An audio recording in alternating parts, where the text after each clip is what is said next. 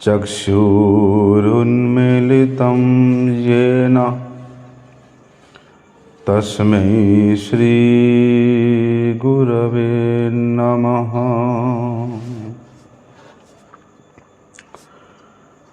वाञ्छाकल्पतरुर्भ्यश्च कृपा सिन्धुभ्यैव च पतितानां पावनेभ्यो वैष्णवेभ्यो नमो नमः।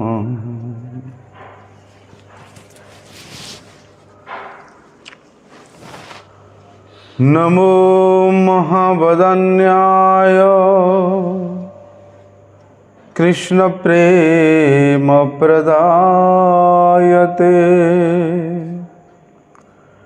कृष्णाय कृष्णचैतन्य नामिने गौरत्विषे नमः। नमस्ते तुहलग्राम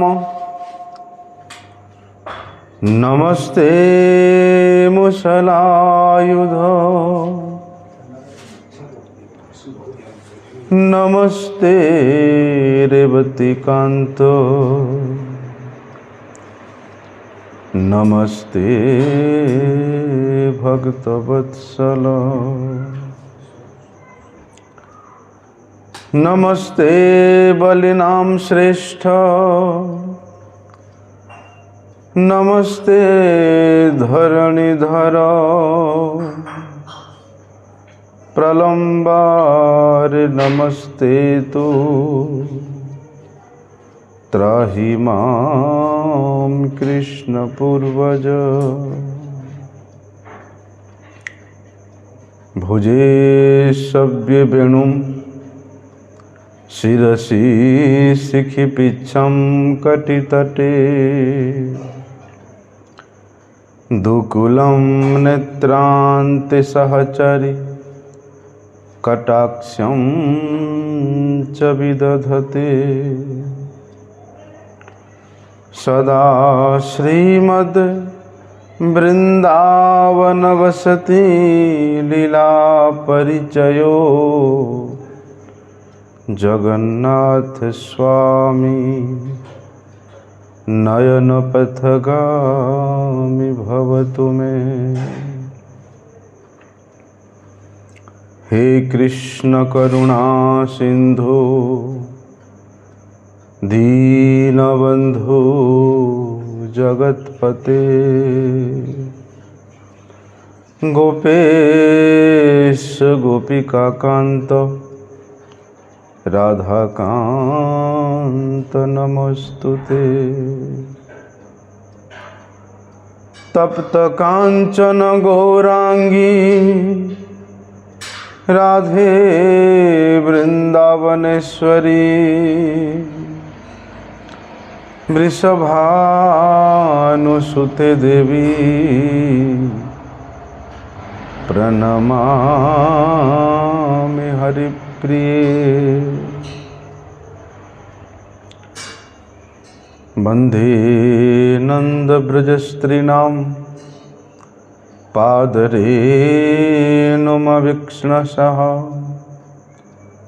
यासां हरिर्कथोद्गीतं पुनाति भुवनत्रयं नारायणं नमस्कृत्यं नरं चैवं नरोत्तमं देवीं सरस्वती व्यासं ततो जयमुदीरये। भक्त्या विहीनमपराधलक्ष्यै क्षिप्ताश्च कामादितरङ्गमध्ये कृपामयि त्वां शरणं प्रपन्नं वृंदे नमस्ते चरणारविंदम।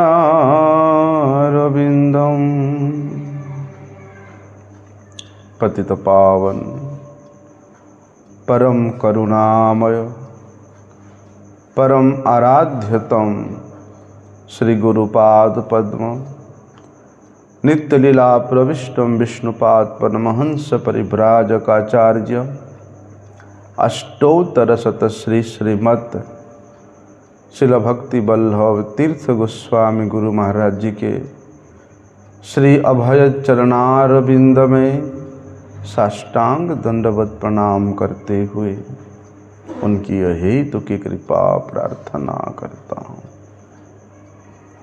परम आराध्यतम शिक्षा गुरुपाद पद्म नित्य लीला प्रविष्टम विष्णुपाद परमहंस श्री श्रीमत् शिल भक्ति विज्ञान भारती गोस्वामी महाराज जी के पाद पद्म में साष्टांग दंडवत प्रणाम करते हुए उनकी हेतु की कृपा प्रार्थना करता हूँ। ग्रंथराज श्रीमद् भागवत महापुराण की कल हम लोगों ने श्रवण किया था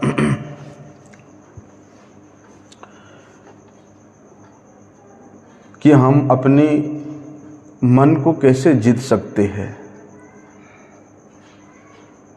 एक ही उपाय है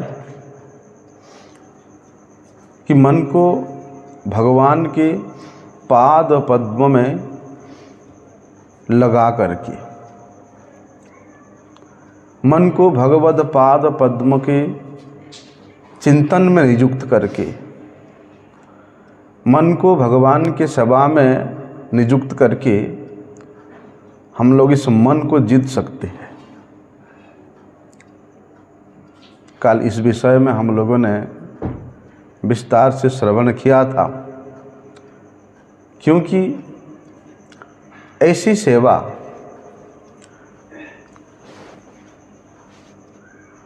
कैसी सेवा कि जो वस्तु जिसका है स्वाभाविक रूप से उसके सेवा में लग जाए। जैसे हमारे इंद्रियां, इन इंद्रियों के स्वामी हम नहीं हैं। इंद्रियों के स्वामी भगवान ऋषिकेश है। ऋषिकेन ऋषिकेश सेवनम, अर्थात जब भगवान की ही वस्तु है हमारे इंद्रियां, तो वे इंद्रियां स्वाभाविक रूप से भगवान के सेवा में लग जाना चाहिए।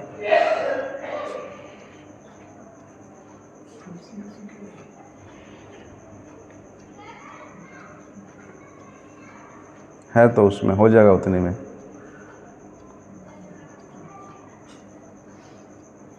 उधर पीछे है, ले लो। और पीछे एक बैग टंगा हुआ है जहाँ बेड है मेरा, उधर नहीं, उधर प्रभु दे देना। और पीछे जहाँ पर एक बेड है ना, मेरे तरफ बजा के सामने वो दीवार में पीली वाला थैली है, उसमें है, दे दो।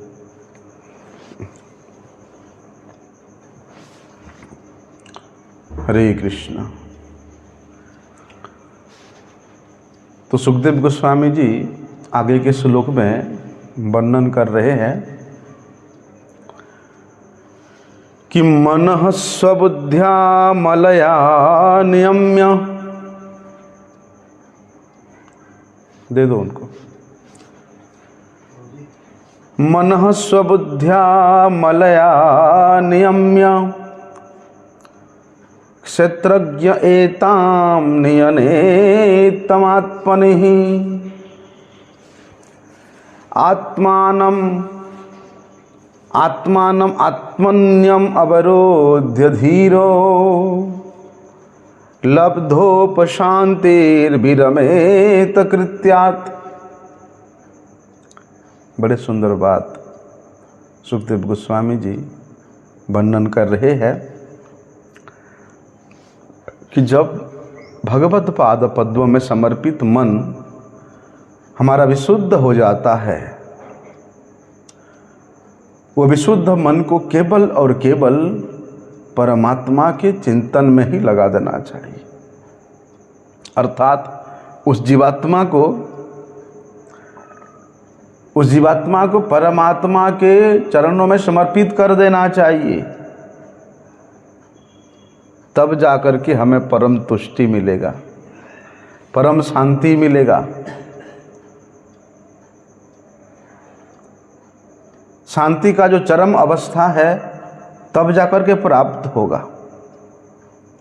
तब जाकर के ये संसार के जो कार्य हमें बंधन के तरफ ले जाती है वो अपने आप बंद हो जाएगा। क्यों? क्योंकि हमारा मन विशेष रूप से 3 कार्य करता है। क्या क्या? सोचना, अनुभव करना और इच्छा करना। स्वाभाविक रूप से करेगा वो, कुछ ना कुछ सोचता रहेगा, कुछ ना कुछ अनुभव करता रहेगा, कुछ ना कुछ इच्छा करता रहेगा।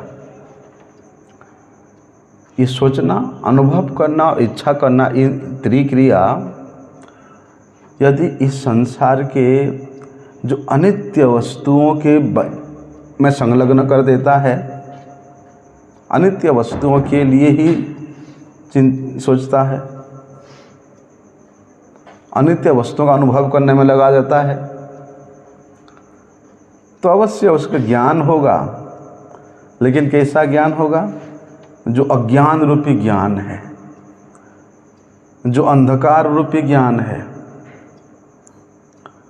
अजीब सी बात है, अंधकार रूपी ज्ञान क्या होता है? बोलते ये संसार के अनित्य वस्तुओं के विषय में जानना, ये अंधकार रूपी ज्ञान है। क्योंकि इन वस्तुओं में हम लोग जितना अधिक अपने मन को लगाते हैं, उतने ही ये मन नारकीय जीवन की ओर अग्रसर होता है, क्योंकि अनित्य वस्तु है।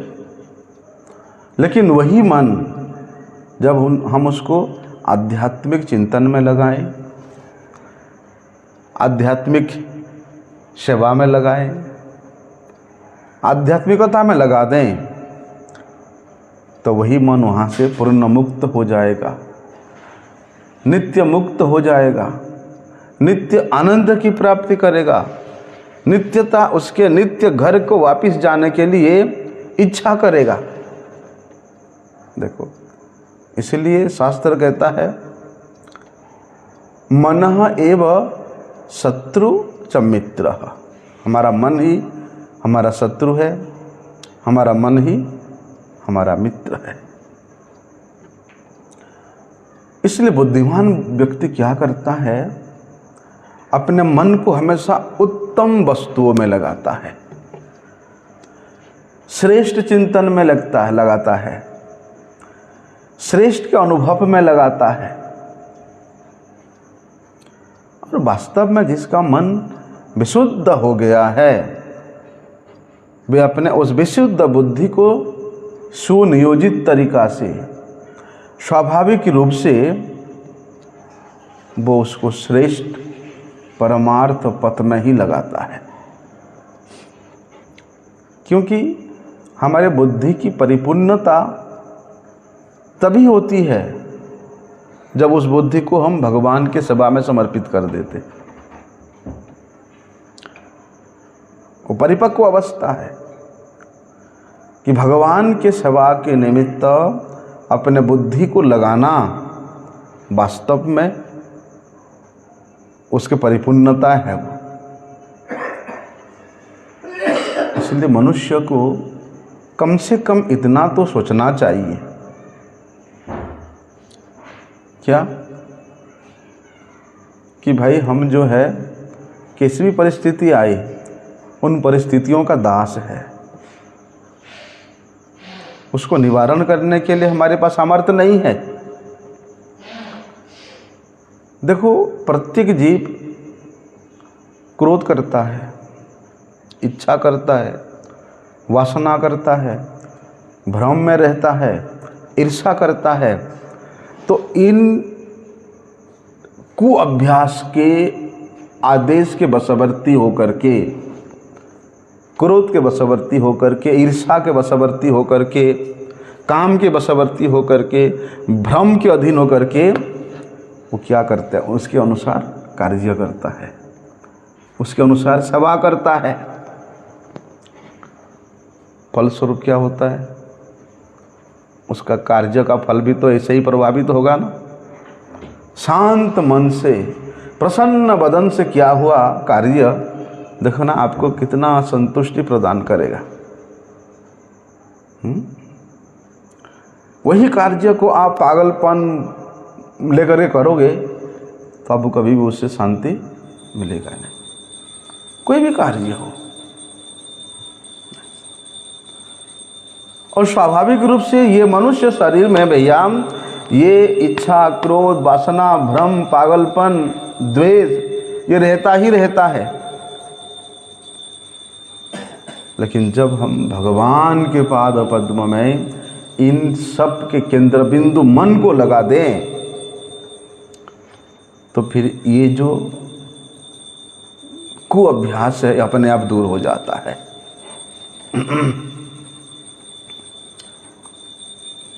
सोचता है कि मैं बहुत कुछ कर लिया,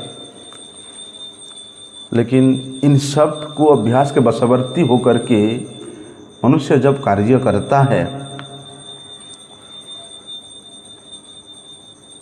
क्या होता है, दुखी होता है। हाँ, दुखी होता ना, सुखी तो नहीं होगा।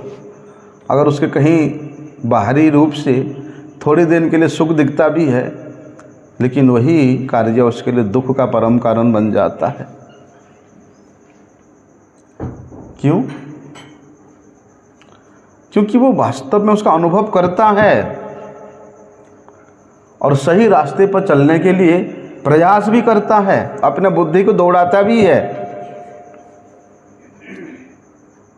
लेकिन उसका मन इस संसार के ईर्ष्या, द्वेष, काम, वासना के वशवर्ती होने के कारण वहां तक नहीं पहुंच पाता।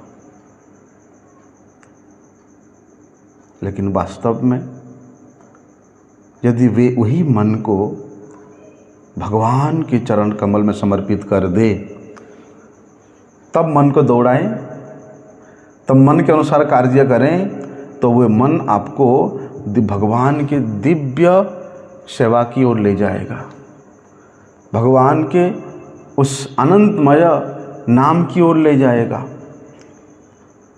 वही मन आपको भगवत कथा की ओर ले जाएगा। तब जाकर के हमारा बुद्धि क्या करेगा,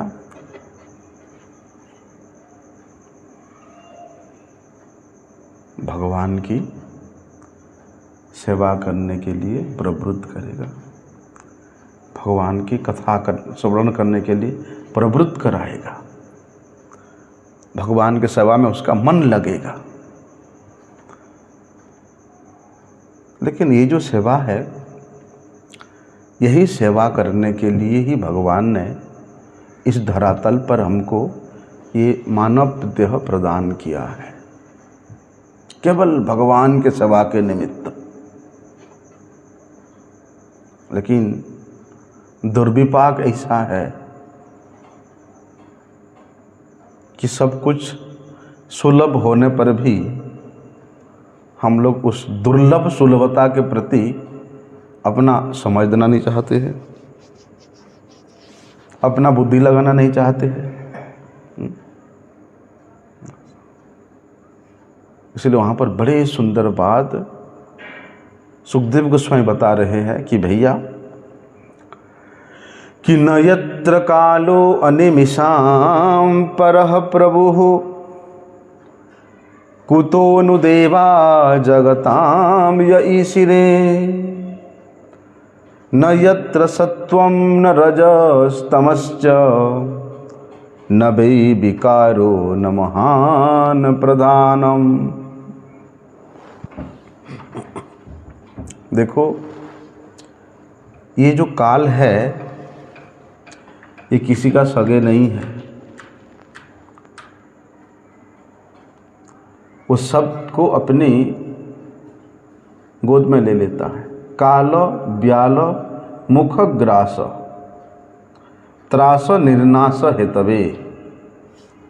ये काल भैया किसी के सगे नहीं है, वो चाहे भूत हो, चाहे वर्तमान हो, चाहे भविष्य के रूप में, वो सभी को अपनी आयत में ले लेता है। चाहे वो स्वर्ग के देवता हो, चाहे वो इस मर्त्य के मनुष्य क्यों ना हो, चाहे वो ब्रह्मलोक तक क्यों ना हो, चाहे पाताल लोक के जीवों तक क्यों ना हो, ये काल सर्वत्र अपना प्रभाव दिखाता है। इस काल के प्रभाव से कोई नहीं बचा है। और ये काल का मुख्य जो स्थान है कहाँ है? जन्म, मृत्यु, जरा और व्याधि। ये चार रूप में प्रकट होता है। और ये चारों नियम इस ब्रह्मांड के किसी भी भाग में लो, ब्रह्मलोक से लेकर के जो कि अत्यधिक आयु है जिनका, आप कल्पना भी नहीं कर सकते ब्रह्मलोक वासियों की जो आयु है, उनका भी एक दिन आयु समाप्त हो जाता है। अर्थात वहाँ भी कालः सर्वत्र ईर्ज्यते, वहाँ भी काल अपने प्रभाव डालता है। ये काल इतना दुर्जेय है कि ब्रह्मा जी तक नहीं छोड़ता। जो सृष्टि के कर्ता है वे ब्रह्मा तक को मृत्यु का कारण बनता है, तो फिर स्वर्ग के इंद्र, चंद्र, वरुण, सूर्य, वायु, उनके बात क्या कहें, मनुष्यों की बात क्या कहें? इसलिए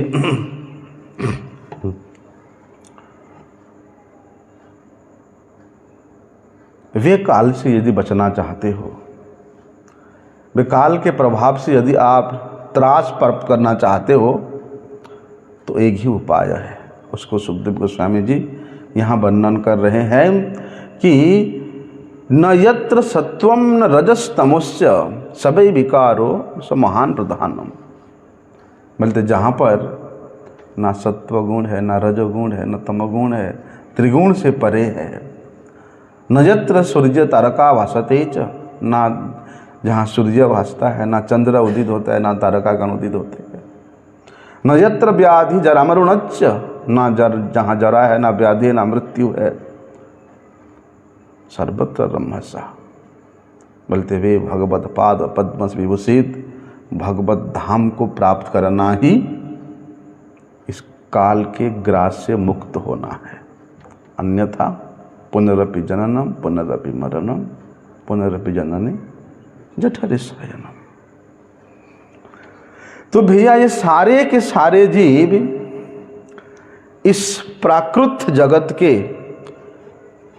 अनेक गुणों के द्वारा प्रभावित होते हैं, और जो जिस रूप से प्रभावित हो, चाहे जिस गुण से प्रभावित होता है, उसके अनुसार उसको अपना शरीर भी बदलते रहना पड़ता है। क्योंकि यम यम वापि स्मरण भावम, अंत समय में जिस भाव लेकर के आप शरीर त्यागोगे, आपको उसी भाव के अनुसार दूसरे शरीर मिलेगा। इसलिए प्रकृति क्या करता है, यह प्रकृति के जो अनेक गुण है, अनेक रूप है, अनेक रस है, वो आपको अपनी ओर आकर्षित करता है।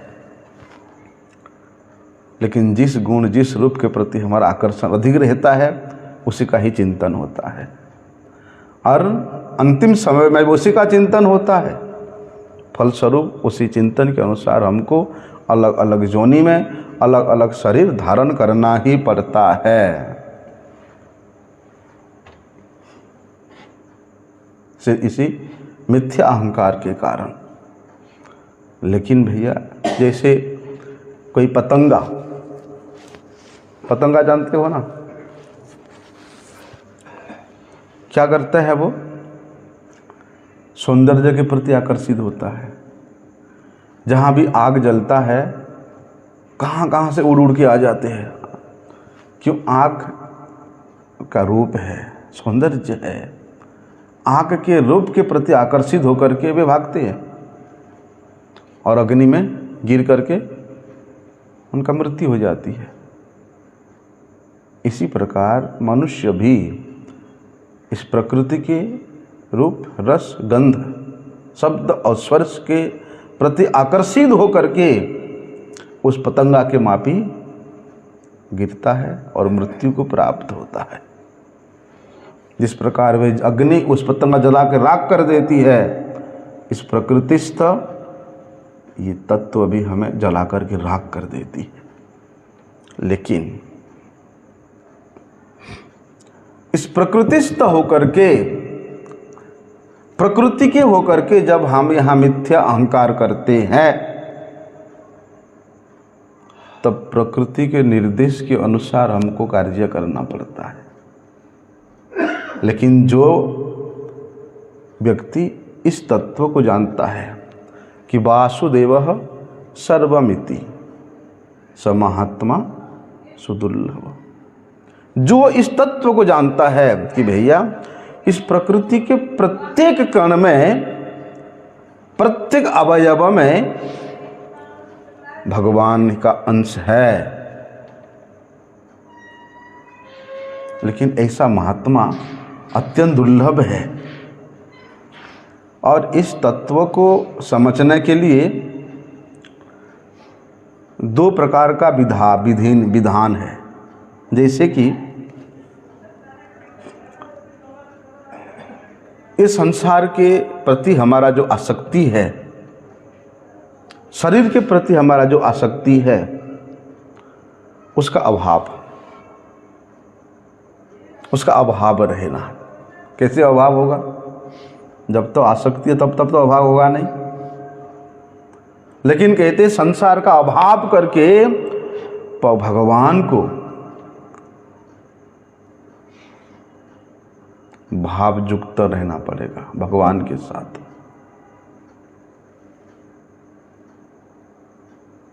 अभाव कैसे होगा? कि भैया जब हम ये संसार के कण कण में, प्रत्येक अवयव में भगवान का ही दर्शन करेंगे, भगवान का अनुभव करेंगे, तब तो संसार का अभाव होगा, तब अपना भोग्य वस्तु का अभाव होगा। अरे वो तो भगवत है, भगवत स्वरूप है, भगवान का अंश है, मैं उसमें सुख बुद्धि कैसे करूं? मतलब ये संसार नहीं है, ये संसार के प्रत्येक वस्तु उस विराट स्वरूप भगवान के अंश है। अर्थात सब कुछ भगवान ही भगवान है। अगर भगवान है तो इसमें परिवर्तन भी दिखता है, हैं? हाँ, वहाँ जो कुछ परिवर्तन भी दिखता है वो परिवर्तन भी भगवान का ही स्वरूप है। क्यों? क्योंकि भगवान के सिवाय दूसरा कोई स्वतंत्र सत्ता है ही नहीं, और वही स्वतंत्र सत्ता अलग मानने के कारण हमें यहाँ पतंगा के मापी जलना पड़ता है, तीर्थाप में दग्धीभूत होना पड़ता है। तो ये दोनों प्रकार ही साधकों के लिए है। यदि कोई साधक का अपनी शरीर संबंधी वस्तुओं को लेकर के संसार में आकर्षण है, आकर्षण मतलब राग है, अनुराग है, प्यार है, तो उसको क्या सोचना चाहिए कि ये सब कुछ नहीं है, केवल ये भगवान का अंश है, ये परमात्मा है। कोई बात नहीं। जैसे कि भाई कोई भक्त को कोई वस्तु देता है कोई, तो स्वीकार करते हैं। क्यों स्वीकार करते हैं? कि उसको भगवान का सेवा में लगाना है, भगवान के निमित्त, भगवान के सेवा के निमित्त, भगवान के सुख के निमित्त भक्त जिस प्रकार से उस वस्तु को ग्रहण करता है, कोई देता है तो अपने सुख के निमित्त नहीं, भगवान के सेवा के निमित्त। तो उस वस्तु में उस जो भी मिलता है उसको भगवान के सेवा दिखता है, उसको बोलते उसी प्रकार। कोई बात नहीं, संसार के पदार्थों में उस साधक का आकर्षण है, राग है, तो उसको ये सब कुछ नहीं है, केवल भगवान है, परमात्मा है, इस प्रणाली को उसको अपनाना पड़ेगा। और एक साधक होते हैं कि भैया उनका संसार के व्यक्ति वस्तुओं के प्रति कोई आकर्षण नहीं रहता, जरूरत ही नहीं है उनको। कोई कितना भी प्रलोभित करे, हमें क्या जरूरत है। और जो केवल भगवान का नाम रूप गुण लीला का यही करता है, स्मरण करता है, चिंतन करता है, जप करता है, उसी में लगा रहता है, उसको चाहिए नहीं कुछ। वो उसके लिए क्या है कि संसार रूप से सब कुछ भगवान है, हैं? पदार्थ रूप से सब कुछ भगवान है, वस्तु रूप से सब कुछ भगवान है। बड़े सूक्ष्म विचार है, यदि ध्यान से सुनोगे तो समझोगे। आप लोग सोच रहे होगे कि प्रभु जी तो कितने दिन से ये तत्व कथा ही बोल रहे हैं, क्योंकि श्रीमद् भागवतम का प्रथम स्कंद और द्वितीय स्कंद ये साधक को अवश्य श्रवण करना चाहिए। जब तक इसको श्रवण करके इसमें हम लोग उत्तीर्ण नहीं हो जाते हैं, तब तक आगे के स्कंधों को श्रवण करने का अधिकार नहीं है। इसलिए विशेष रूप से सुखदेव गोस्वामी जी ने परीक्षित महाराज को निमित्त बना करके ये प्रथम और द्वितीय स्कंध के रूप में हमें शिक्षा यही दिया कि भैया शरीर संबंधी वस्तुओं से आसक्ति विहीन जब तक नहीं होगे, आकर्षण रहित जब तक नहीं होगे, तब तक भगवत कथा श्रवण करने का तुम्हारा अधिकार नहीं है। तो इन प्रणालियों को साधक को अपनाना चाहिए, लेकिन फर्क इतना है भैया, जैसे सोने में गहना है ना, और गहनों में सोना, वस्तु तो एक है। सोने से तो गहना बनता है, और गहनों के तो कितने नाम है, कितने प्रकार का गहना है, कान का, नाक का, गले का, हाथ का, पता नहीं कहाँ कहाँ का, है ना। जितने प्रकार का नाम है, आकृति है, लेकिन अलग अलग नाम होने पर भी, अलग अलग आकार होने पर भी वो क्या है, सोना है। बोलते जैसे जहाँ पर व्यक्ति के मन में इस सांसारिक वस्तुओं के प्रति आकर्षण का अभाव है, मतलब वहाँ सोचना चाहिए कि सब कुछ भगवान का अंश है, सब कुछ परमात्मा तत्व है। तो संसार के कण कण में भगवान के अंश का अनुभव करना, ये उसका विवेक का प्रधानता है। और जहाँ व्यक्ति संसार को ही भगवत स्वरूप मानता है, वहाँ उसके भाव का प्रधानता है, एक विवेक का प्रधानता है और एक भाव का प्रधानता है, कि वो संसार को ही भगवत स्वरूप मानता है। लेकिन जो लोग निर्गुण उपासना करते हैं, उनमें उस प्रकार का ज्ञान यदि प्राप्ति होता है तो उनमें विवेक की प्रधानता रहती है। लेकिन भक्त सर्वत्र भगवत दर्शन करने के कारण उनमें भाव की प्रधानता रहती है। लेकिन ठीक है भैया, संसार के तमाम आसक्तियों से मुक्त होकर के उस परम तत्व को जानना भी तत्व से जानना होता है, क्योंकि भगवान कहते हैं इति मत्वा न सज्जते, कि जो व्यक्ति मुझे तत्व से जान लेता है पुनर्जन्म न विद्यते, उसका फिर पुनर्जन्म नहीं होता है। इसलिए भगवत तत्व को जानना विशेष आवश्यक है। और इस संसार को ही भगवत तत्व मानना, वो भी तत्व से जानना है। संसार के व्यक्ति वस्तुओं को भगवत तत्व जानना, मानना। एक जानना है, एक मानना है। वहाँ जानना क्या होता है कि परमात्म तत्व को तब हम तत्व के रूप में जानते हैं जब संसार का आकर्षण हम में समाप्त हो जाती है। और दूसरा कि हम संसार को ही भगवत तत्व माने। वहाँ जानना होता है, यहाँ मानना होता है। मानना कहाँ होता है? भक्त में। दोनों ही वास्तविक तत्व है, जानने में और मानने में दोनों ही वास्तविक तत्व है। लेकिन फर्क इतना है कि भैया ज्ञान मार्ग में जानने की प्रधानता रहती है और भक्ति मार्ग में मानने की प्रधानता रहती है। भक्ति मार्ग वाला नहीं मानता है कि ये पत्थर है, ये लोहा है, ये मृत्तिका है। क्या मानता है? साक्षात भगवान है, साक्षात भगवत स्वरूप है, वो मानता है। लेकिन ज्ञान मार्गी को उसके लिए बुद्धि लगाना पड़ता है, विवेक लगाना पड़ता है। कैसे हो सकता, कैसे हो सकता है? क्योंकि भैया जो लोग ज्ञान मार्ग में भगवान को जानते हैं और जो लोग भक्ति मार्ग में भगवान को मानते हैं, उनके लिए भगवान एक ही उपाय बताया है, इति मत्वा न सज्जते। एक ही अर्थ है।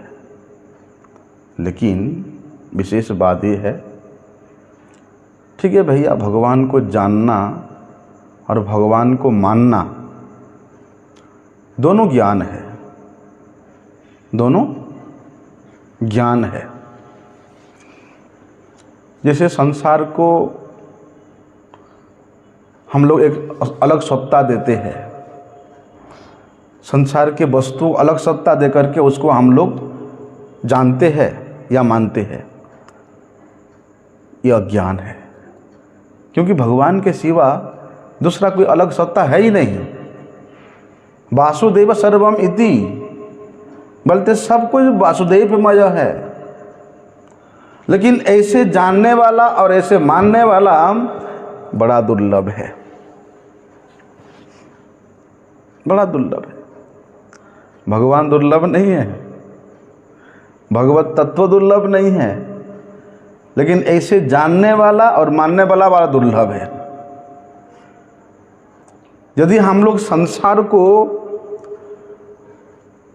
संसार के तत्व को जानते हैं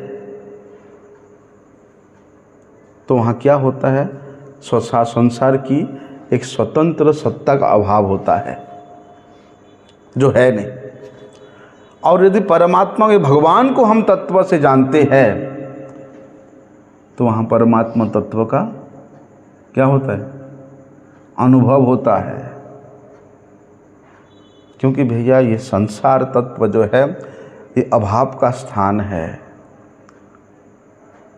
यहाँ प्रत्येक क्षण अभाव ही अभाव दिखता है, प्रतिपूर्ति कभी होता नहीं है। कितना भी कर लो आप, कभी पूर्ति नहीं होगा आपका।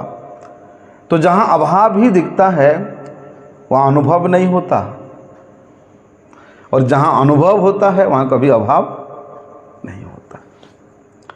इसलिए भगवान को तत्व से जानने में वहाँ भगवान का अनुभव हो जाता है।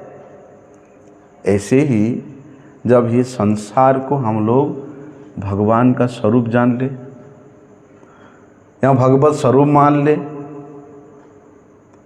तो फिर संसार हमको अलग सत्ता के रूप में दिखाई नहीं देता।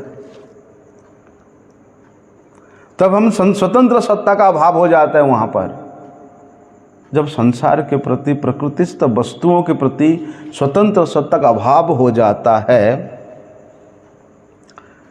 फिर उसको संसार संसार रूप से नहीं दिखता है। कैसे दिखता है?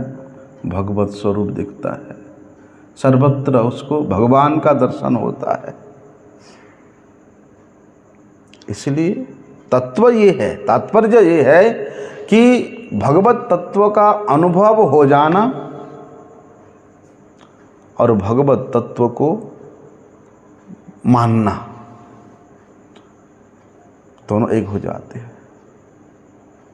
इसलिए तो भगवान कहते हैं कि इति ज्ञात्वा माम प्रपद्यन्ते, जो इस प्रकार से जानता है कि सर्वम वासुदेवम इति। लेकिन जो निर्विशेषवादी है वो क्या सोचता है? सर्वम खलिदम ब्रह्म, ये सोचता है। लेकिन तत्वज्ञानी और भक्त सर्वम वासुदेवम इति ये सोचता है। लेकिन जो प्रत्येक क्षण बदलता रहता है, क्या बदलता है? ये संसार की सत्ता, ये संसार की रूप, ये संसार के व्यवहार, ये संसार के वस्तु प्रत्येक क्षण बदलता रहता है। और ये संसार के अंदर हमारा मन बुद्धि होने के कारण उसका भी एक एक क्षण में भाव बदलता रहता है। इसलिए विशेष बात कहते हैं कि भैया जो प्रत्येक क्षण प्रत्येक मुहूर्त बदलने वाले हैं, और ऐसे बदलने वाले संसार को जो लोग सत्ता मानते हैं, वास्तव में वे व्यक्ति अज्ञानी है, वे व्यक्ति मूढ़ है। लेकिन जो जानता है अरे भगवत तत्व कोई बदलता नहीं है, वो एक रस है, एक स्थित है, अरे भगवान के अंश होने के कारण, भगवान से संपृक्त होने के कारण, भगवत स्वरूप होने के कारण ये कभी बदलता नहीं है। बोलते वो व्यक्ति ज्ञानी है, वे व्यक्ति ज्ञानवान है, वे व्यक्ति असम्मूढ़ है, मूढ़ ने असम्मूढ़ है। ज्ञानवान बोलने का मतलब ये है कि भैया जो अर्थार्थी है, जो आर्त है और जो जिज्ञासु भक्त है, इनकी भी शरणागति होती है, होती कि नहीं होती? अर्थार्थी की भी शरणागति है, आर्त की भी शरणागति है और जिज्ञासु भक्त की शरणागति है।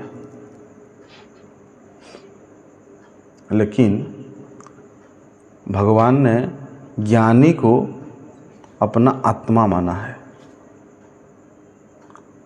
आप बोलोगे ये तो नई बात बता रहे हो आप, हाँ? अरे भक्त तो भगवान का आत्मा है, लेकिन आप बोल रहे हो ज्ञानी भगवान का आत्मा है। भगवान स्वयं बोले कि ज्ञानी तात्मैव मे मतम, कि जब ज्ञानी भगवान की आत्मा हुआ तो ज्ञानी का आत्मा कौन है? परमात्मा है, भगवान है।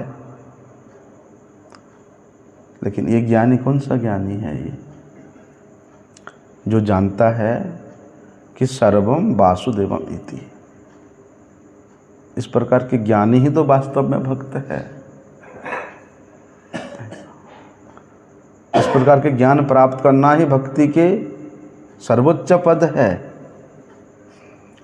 कि भगवत तत्व की सिवाय उसमें और कुछ दिखता ही नहीं है। जैसे गोपीगण, वे एक निमिष काल भी कृष्ण दर्शन से रहित नहीं रह सकते हैं। उनको सर्वत्र सर्वक्षण श्री कृष्ण अपने आँखों के सामने ही चाहिए। यदि संजोगवश भगवान उनसे दूर हो जाते हैं तो उनको इस ब्रज के लता पत्ता वृक्ष सब कृष्णमय दिखते हैं। गैया बछड़े हैं, मोर हिरन, जितना भी वन में है सब कृष्णमय दिखते हैं। और लताओं से पूछते हैं, वृक्षों से जाके आलिंगन करते हैं, हिरनियों से पूछते हैं। ऐसा ज्ञान होना तो भैया सर्वश्रेष्ठ ज्ञान है। इसलिए इस प्रकार के ज्ञानी का जो शरणागति है, उन तीन प्रकार के भक्त जो अर्थार्थी है, आर्त है और जिज्ञासु है, बोलते उन तीनों से इस प्रकार के ज्ञानी का शरणागति बड़ा ही विलक्षण होती है। क्योंकि इनके अनुभव में भगवत अनुभव के सिवाय दूसरा कोई सत्ता होती ही नहीं है, रहती ही नहीं है। यही तो वास्तव शरणागति है।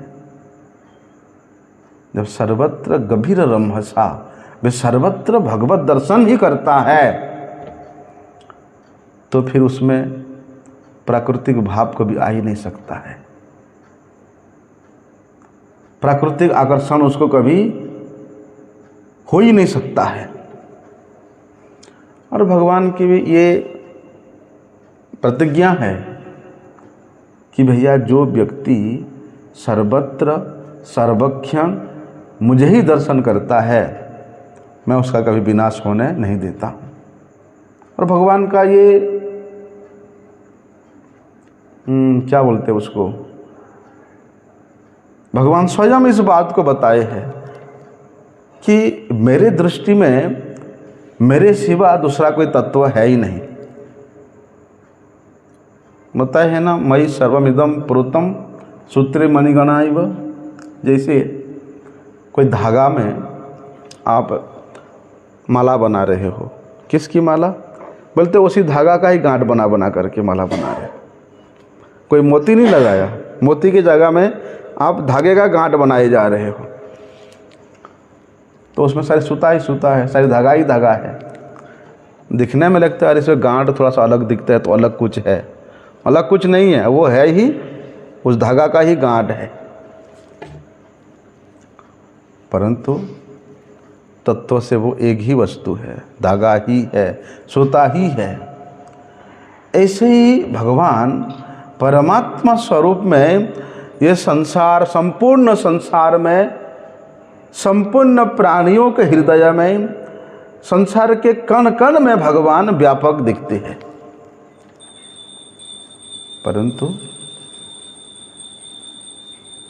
परमात्मा ही सब में है, सब में परमात्मा ही है। हम लोग दिखते हैं कि वो कुत्ता का शरीर है, वो हाथी का शरीर है, वो गधा का शरीर है, वो चींटी का शरीर है, वो स्त्री का शरीर है, वो पुरुष का शरीर है, दिखते हैं अलग अलग, लेकिन उसमें है सब में परमात्मा। एक ही संसार है, एक ही संसार है, एक ही प्रकृति है, लेकिन उसमें जितना भी विलक्षणता है, बोलते सब एक ही तत्व है। वहाँ फिर व्याप्य और व्यापकता का भाव नहीं रहता है। वहाँ सब कुछ वासुदेव है, सब कुछ परमात्मा है, सब कुछ भगवान है, ऐसा भाव हो जाता है। और जिसको ऐसा भाव होता है, वास्तव में वही व्यक्ति ही भगवत स्वरूप का अनुभव कर सकता है। और जिसको भगवत स्वरूप का अनुभव होता है, वास्तव में उसकी जो शरणागति होती है वो प्रकृष्ट शरणागति है। लेकिन ऐसा महात्मा बड़ा दुर्लभ है, बड़ा दुर्लभ है। महात्मा सुदुर्लभ बताया है, दुर्लभ ने सुदुर्लभ है। बहुत से ऐसे लोग हैं जो लोग मन मन में सोचते, अरे हमें भी भगवान को मिलना है, हमें भी भगवत प्राप्ति करनी है। बोलने से तो नहीं होगा, उसके प्रति दृष्टि ना दृष्टि देते हैं, ना ऐसा चाहते हैं, केवल बोलने से नहीं होता है। लेकिन जो व्यक्ति इस तरफ दृष्टि डालता है कि मुझे भगवान का भजन करना है, मुझे भगवान की सेवा में लगना है, बोलने से बोलता है, लेकिन उत्कंठापूर्वक अनन्य भाव से वे अपने जीवन को सफल करने में नहीं लगता है। सोचता है और यहाँ थोड़ा मोड़ा लग भी जाता है। लेकिन जो लोग अपना कल्याण करने में लगे हैं, वे लोग भी कभी कभी मूर्खतापूर्ण कार्य करते हैं। कैसे? अरे इतना साल से भगवान का सेवा कर रहा हूँ, पूजा कर रहा हूँ, भजन कर रहा हूँ, कुछ तो अनुभव नहीं हुआ, कुछ तो नहीं मिला, तो लोग निराश होकर के छोड़ देते हैं, वो अवसर को खो देते हैं। फलस्वरूप क्या होता है? वास्तविक लाभ से वंचित हो जाते हैं। लेकिन श्रीमद् भगवद गीता में ही बताया है भैया कि मनुष्यों में हजारों, और हजारों में कोई एक मनुष्य वास्तविक सिद्धि के लिए यत्न करता है। करोड़ों मनुष्यों में कोई एक मनुष्य अपने वास्तविक सिद्धि के लिए प्रयत्न करता है। और इस प्रकार यत्न करने में भी जो सिद्ध है, उनमें से एक ही मनुष्य वासुदेव सर्वमिति, कि सब कुछ भगवान वासुदेव है, सब कुछ परमात्मा का अंश है, ऐसा तत्व से जानता है। करोड़ों मनुष्य में एक मनुष्य भगवान को तत्व से जानने का प्रयास करता है, और ऐसे तत्व से जानने वालों में से, लाखों में से कोई एक मनुष्य है जो वासुदेव सर्वमिति, भगवान ही सर्वत्र है, इस प्रकार तत्व से जानता है। लेकिन ऐसे तत्व से जानने वाला महात्मा बड़ा ही दुर्लभ है। बोलने का मतलब यह कि भगवान दुर्लभ नहीं है, हैं? भगवान सर्वत्र लभ्य है, सुलभ है, लेकिन भगवान को सर्वत्र जानने वाला महात्मा दुर्लभ है। ऐसा जो सच्चे हृदय से, निष्कपट रूप से केवल और केवल भगवान को ही चाहता है, ऐसा महात्मा दुर्लभ है। क्योंकि वास्तव में जो सच्चे हृदय से भगवान को या भगवत प्राप्ति के लगा हुआ है, ऐसे मनुष्य मात्र को परम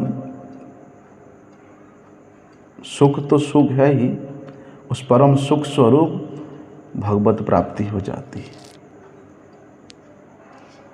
इतना सच नहीं, हम लोग सोचते हैं कि 1 लाख नाम जप करके हमको भगवत प्राप्ति हो हैं, और उसके बीच में हम लोग कितना कुछ करते हैं, कितना सोचना, कितना विचारना, कितना संकल्प, कितना विकल्प, न जाने कितना कुछ करते रहते हैं। लेकिन यहाँ क्या बता रहे हैं? क्योंकि भैया केवल उसी तत्व की प्राप्ति करने के लिए ही हमें ये मनुष्य शरीर मिला है। देखो, इस संसार में सभी लोग धनी नहीं हो सकते हैं,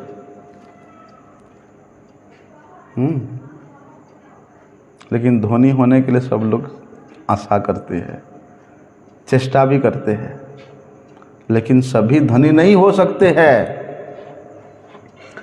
सांसारिक भोग की जो वस्तु है, सबको समान रूप से, समान रीति से नहीं मिल सकती है। मिल सकती है? नहीं मिल सकती है। लेकिन भगवान, भगवत तत्व वस्तु भी सभी को मिल सकती है। जो भगवत तत्व शंकर को मिला है, सनक आदि को प्राप्त हुआ है, नारद, वशिष्ठ आदि बड़े बड़े देवर्षियों को प्राप्त हुआ है, बड़े बड़े महर्षियों को प्राप्त हुआ है, बोलते वही भगवत तत्व समान रूप से हमें भी मिल सकता है, मनुष्य को भी मिल सकता है। लेकिन देखो, उस तत्व को मिलने के लिए ही, प्राप्त करने के लिए ही हमें भगवान ने ये मनुष्य शरीर दिया है। लेकिन हम लोग उसको कहाँ लगा रहे हैं? कहाँ लगा रहे हैं उस शरीर को? इसलिए मनुष्य को ऐसा दुर्लभ अवसर कभी नहीं खोना चाहिए। लेकिन देखो, भगवान का एक विलक्षणता ऐसी है, ऐसी कृपा है कि जो भूखा व्यक्ति है उसके सामने भगवान अन्न रूप से आ जाते हैं, जो प्यासे है उसके सामने जल रूप से आ जाते हैं, जो विषयी व्यक्ति है उसके सामने शब्द, स्पर्श, रूप, रस, गंध के रूप में आ जाते हैं। बोलते वे ही मन, बुद्धि, इंद्रियां के बन करके उसको उसके भोग्य वस्तु प्रदान करते हैं। वे भगवान ही उसके मन में जाकर के संकल्प, विकल्प इत्यादि कराते हैं।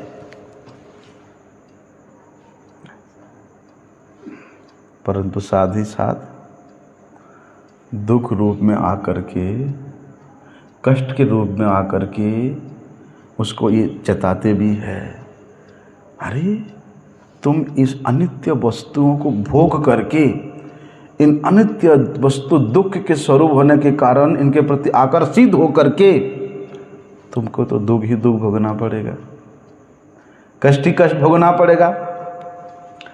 इसलिए मनुष्य को भैया शर्म आनी चाहिए कि वो भगवान को भोग सामग्री के रूप में बनाता है।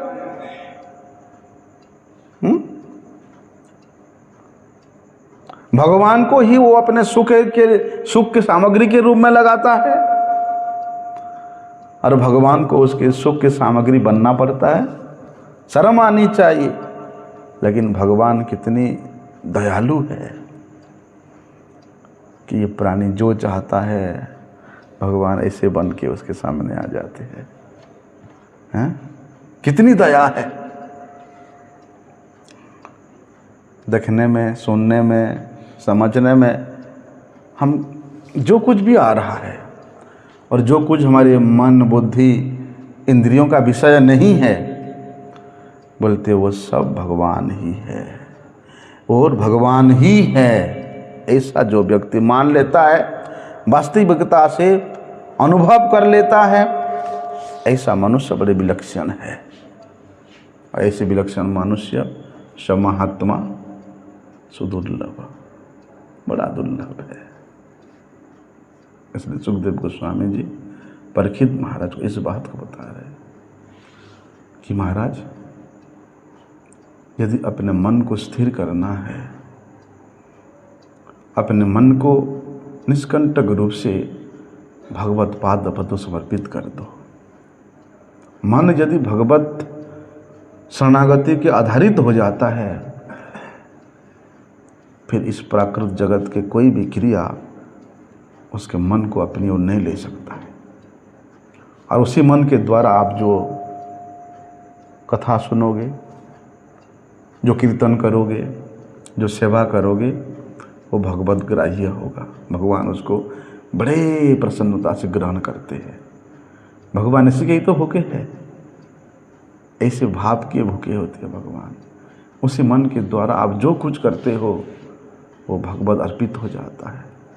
भगवत प्रसन्नता का निमित्त होने के कारण भगवान उसको बड़े प्यार से ग्रहण करते हैं, ऐसे मन वाला व्यक्ति को। लेकिन ऐसे व्यक्ति बड़ा सुदुर्लभ है। मंशा कल्पतरुभ्यश्च कृपा सिंधुभ्यैव च पतितानां पावनेभ्यो वैष्णवेभ्यो नमो नमः।